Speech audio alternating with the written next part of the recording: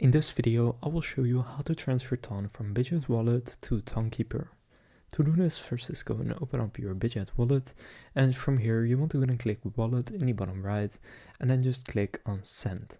Now select Ton, and here you need to enter a wallet address and an amount. Now first for the wallet address, go and open up Tonkeeper, and then on Tonkeeper you want to click on receive, and then click copy at the bottom. So now you have copied your Ton wallet address. Now go back to Bitget wallet and then paste in the wallet address right here. And then after doing that, choose how much you want to transfer.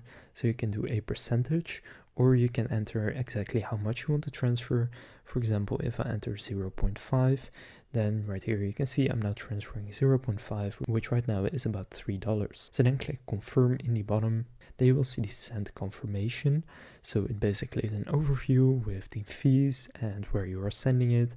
From here, just click on confirm, and then it will be deposited into your Tonkeeper wallet. Now I've already done this just now. As you can see history, I have received it, and this was from my Bitget wallet.